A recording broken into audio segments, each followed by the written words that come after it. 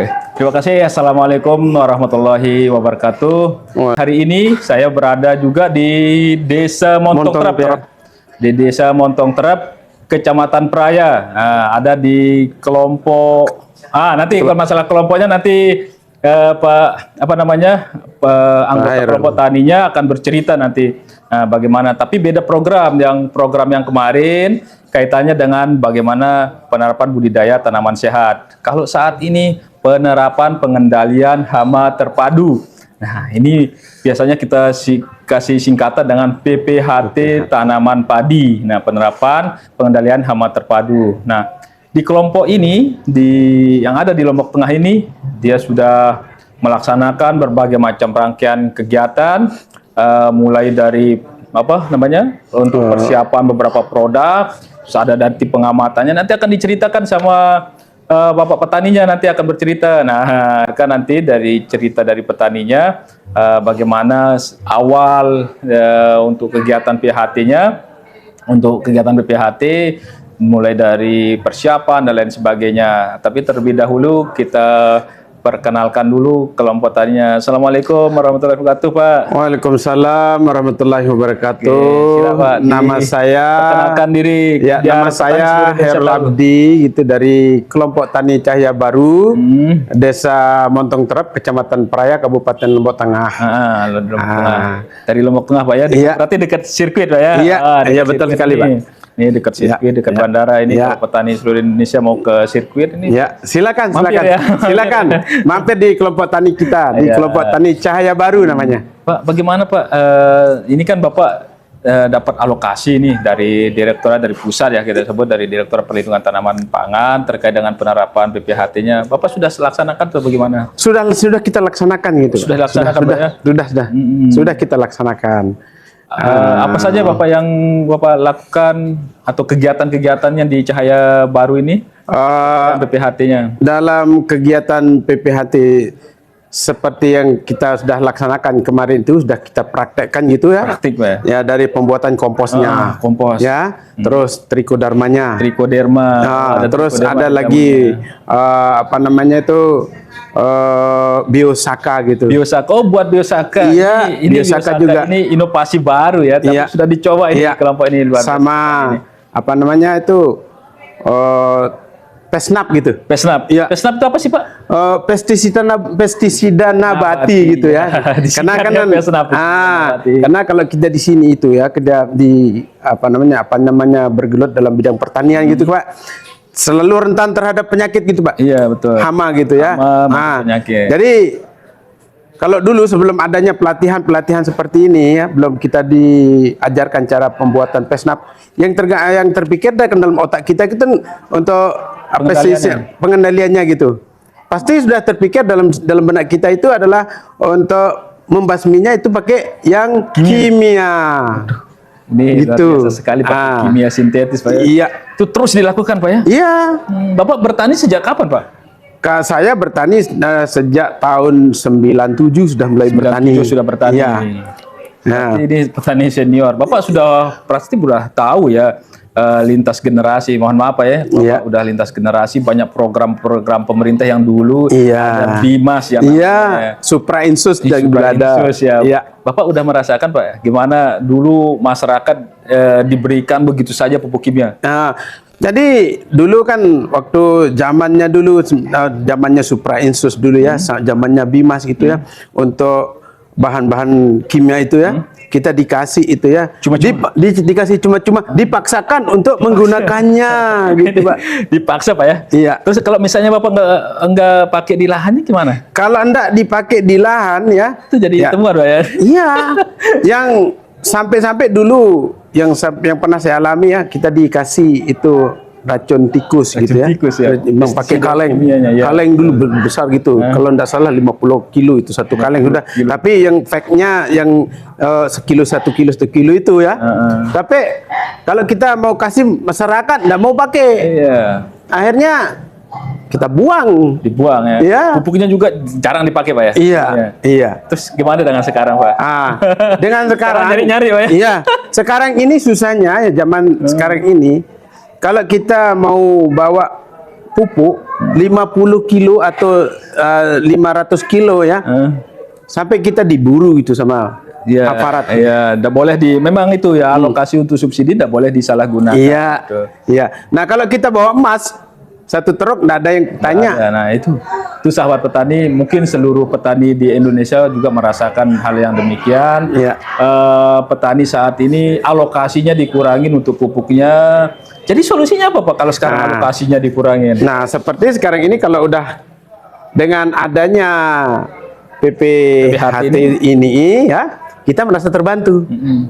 Maksud saya bisa terbantu bahwa kenapa? Dengan apa yang ada atau bahan-bahan yang ada yang kita buang-buang di sekeliling kita, di sekitaran kita ini kan bisa kita manfaatkan.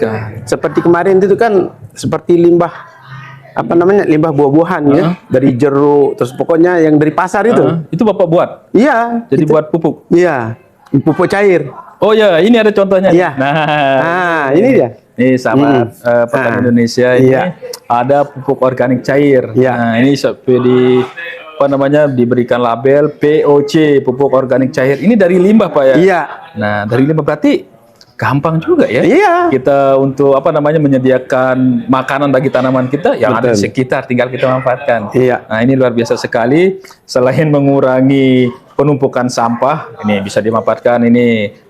Terus selain ini POC apa lagi nih? Ada lagi. Oh, ini ada Pesnap ya. Pesnap. Pestisida nabati. Ini bahannya dari mana Pak? Dari daun mimba ini. Daun mimba. Iya, daun mimba ini. Ini memang rasanya agak pahit. Iya. Ya. Iya. Bapak udah coba? Iya. Gimana? Saya coba kemarin itu di tanaman padi, hasilnya bagus. Bagus. Nah, seperti kemarin pernah saya coba ini untuk Pesnap ini di tanaman cabai ya. Cabai. Kalau cabai kan rentan dengan lalat, buah. Terus ada lagi yang kecil-kecil ya, kutu-kutunya. Kutunya gitu ya. Setelah saya semprot, pas pertama saya pagi-pagi saya pergi ke sawah ya, saya amati kok ada lalat, ada yang kecil, buah yang kecil-kecil itu. Kenapa ini? Akhirnya saya inisiatif, saya ambil pestisida nabati yang sudah diproduksi. Iya, sudah kita buat ini. Kebetulan kita buat waktu itu kan ada yang dari daun nimbe, terus ada dari daun sirsak, ada dari daun pepaya juga ada. Terus daun tembakau juga udah ada. Nah, itu gampang dicari. Iya, gampang dicari kita di sekitaran kita kan. Akhirnya saya ambil yang ini. Pesnapnya. Yang pesnap yang dari daun mimba, yang dari daun mimba ini ternyata ampuh betul.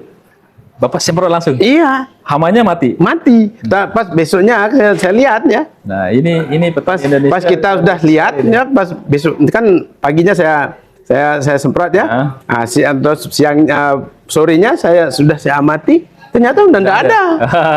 Itu kan sebenarnya kita tidak perlu ketergantungan dengan produk-produk kimia sintetis yang ada di pasaran, Pak ya. Iya. Yang kita nggak tahu apalagi saat ini kondisi petani kita istilahnya sampai penggunaan pestisida kimia sangat masif. Residunya kita nggak pernah berpikir terkait dengan residunya. Kita hanya berpikir bagaimana meningkatkan produksi, tapi nggak berpikir bagaimana produksi yang dihasilkan itu harus ramah, harus sehat untuk dikonsumsi. Betul. Ini kalau banyak pestisida kimia berarti kita meracuni, Pak ya. Betul. Meracuni masyarakat. Betul. Nah, berarti Bapak ini udah mulai ke arah itu, Pak ya, untuk bagaimana produk yang dihasilkan sehat untuk dikonsumsi. Nah, ini salah satu tujuan dari PPHT ini meningkatkan produksi sekaligus produk yang dihasilkan itu yang ramah lingkungan, yang ramah konsumsi, yang enak untuk dikonsumsi, sehat. Betul. Dan di sisi lain kantongnya Bapak sehat. Iya, betul. Betul, Pak. Ini yang paling penting, Pak ya. Betul, Pak. Lagi harga sekarang naik, Pak ya. Iya. Harga pupuk, pestisida naik, Pak ya. Betul, iya betul. Terus gimana, Pak? Bapak setelah kemarin kan di penerapannya selama 1 musim. Iya. Ada peningkatan produksi nggak, Pak? Ada, Pak.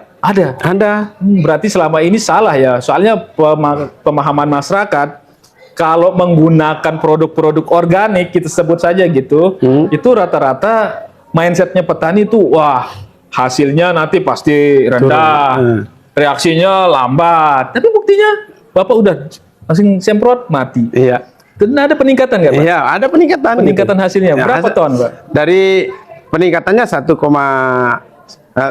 ton lebih 1,5 gitu kemarin. Ada 1 ton. Ini kalau di rupiah kan banyak Pak ya. Iya. Kalau misalnya semua petani kita mencoba menggunakan produk ini, di sisi lain meningkatkan produksi. Nah, jadi masalah paradigma atau pola pikir yang masyarakat bilang petani organik itu susah, Anda meningkatkan produksi, lambat. Nah, ini terbukti Pak. Iya. Begitu semprot, hamanya hilang. Pak. Ada peningkatan produksi. Sehat kantongnya petani, sehat lingkungan. Terus kenapa harus kita menggunakan kimia? Dari segi keluarga juga sehat. Sekarang begini ya mindset saya ya. Sekarang ini kalau kita terus kita gunakan yang produk-produk dari kimia itu ya, dari 5 tahun atau 10 tahun akan datang ya, anak cucu kita sekarang ini kan masa iya orang masih di atas 5 tahun sudah terkena stroke, ada serangan jantung, itu yang kita sekarang. Jadi kita mengubah pola pikir kita untuk anak cucu kita ke depan. Sehat ya. Iya betul. Itu yang jadi yang diwarisi, orang kan bilang gini, tanah kita ini kan tanah subur. Iya. Yang diwarisi kesuburannya, lahan yang sehat. Sekarang kalau kita lihat fenomena banyak yang produk yang kimia sintetis, berarti yang kita warisi penyakit ya. Betul. Lahan yang tandus. Betul. Makanya nggak heran Pak ya, pembangunan alih fungsi lahan itu. Karena ada indikator-indikator ini lahannya nggak subur. Kenapa nggak subur? Karena kita selalu terus menggunakan produk kimia sintetis. Betul. Nah, itu Pak. Betul. Berarti ini kan selesai programnya ini. PHT ini kan hanya 1 musim. Gimana tindakannya? Apakah Bapak melanjutkan atau bagaimana? Kami melanjutkan Pak. Kami melanjutkan karena dari sekarang ini yang kita hadapi sekarang ini kan banyak kita punya bahan-bahan seperti kotoran sapi ada kan. Terus jerami kita punya banyak kan. Dan dibakar Pak ya? Dibakar sekarang. Terus untuk kotoran sapi yang kita punya ini banyak sekali. Banyak. Berlimpah Pak. Berlimpah Pak. Ini contohnya. Kalau dulu ya di sawah sendiri gitu ya. Kalau kita turun ke sawah waktu zamannya dulu itu sampai segini tanahnya, lapisannya ya. Lapisannya. Kalau sekarang sandal kita yang segini aja enggak bisa enggak bisa masuk sekarang ini. Berarti ini sudah mulai berubah sifat fisik tanahnya. Tekstur, struktur sudah mulai berubah. Ini salah satu dampak negatif penggunaan pupuk kimia sintetis. Teman-teman petani seluruh Indonesia bisa cari jurnalnya dimanapun, cari bacaan-bacaan terkait dengan dampak dari penggunaan pestisida kimia sintetis. Pasti itu dari sifat kimianya, fisiknya, biologinya ada perubahan ke arah negatif. Nah, ini alhamdulillah Pak ya sudah punya POC. Ini ada PGPR, ini luar biasa sekali. Ini Bapak pasti di kelompok ini senang ya dengan ini juga kita punya produk ada pupuk kompos nih, trichoderma ini. Yang ada makhluk hidupnya ya, trichodermanya ya, luar biasa sekali. Jadi gimana Pak? Tetap berlanjut Pak ya? Tetap kita lanjut. Alhamdulillah. Ini yang penting karena banyak ya kelompok-kelompok tani setelah ada program itu udah hilang. Tidak ada keberlanjutannya. Nah, ini dari harapan kita, harapan Bapak juga sebagai anggota kelompok, pengurus kelompok ya, mohon maaf, pengurus kelompok yang ada di Cahaya Baru ini akan melanjutkan, akan mengajak semua petani. Nah, karena sudah melihat petani-petani semuanya sudah tahu hasilnya. Jadinya gimana Pak? Hasilnya sekarang ini sudah mulai udah mengurangi daripada isi kantong gitu kan. Dan hasilnya juga bagus. Jadi senang. Keluarga senang ya. Jadi untuk misalnya alokasi pupuknya 1 juta misalnya, karena udah ada ini pupuk yang sudah dibuat sendiri, yang 1 juta bisa berkurang untuk alokasi pupuknya, jadi bisa untuk yang lain, kebutuhan yang lain. Nah, ini salah satu cita-cita kita bersama. Terlepas dari ketergantungan, kita harus mengubah mindset, mengubah paradigma, pola pikir. Petani tidak lagi jadi konsumen Pak. Setuju nggak Pak? Betul. Petani harus jadi produsen. Bisa buat sendiri, pupuknya ciptakan sendiri, pestisida ciptakan sendiri. Kalau bisa benih juga harus bisa dibuat sendiri. Malah ke depannya saya mau ubah pola pikir untuk bibit padinya supaya organik gitu. Dari organik Pak ya, dari awal gitu. Nah, kebetulan gitu kan saya dari pembibitan dulu. Pembibitan. Pernah bergelut di dalam pembibitan padi. Nah, itu ya sekarang mau kembangkan lagi supaya dari awalnya sekarang ini udah organik gitu. Bibit benihnya ya, benih organik, terus sistem pertanian organik. Luar biasa sekali nih Bapak ya. Ya, kita berharap seperti itu, masyarakat petani Indonesia kita sudah mengubah mindset, kita harus mengubah betul-betul petani tidak lagi jadi konsumen. Nah, tidak lagi jadi konsumen. Bapak sudah cerita panjang lebar tadi, dulu dipaksa-paksa menggunakan pupuk kimia dan pestisida kimia, racun-racun dan lain sebagainya. Sekarang petani menjerit gara-gara tidak alokasi pupuknya berkurang. Mari kita kembali ke zaman yang dulu. Mari kita kembali ke zaman pola pertanian yang sudah kita lakukan. Kita manfaatkan produk-produk yang ada, kita manfaatkan limbah pertanian yang ada, kita olah jadi pupuk. Nah, mungkin itu saja Pak. Terima kasih kepada Direktorat Perlindungan Pangan dan BPTP NTB. Oke Pak, terima kasih banyak sudah bercerita panjang lebar.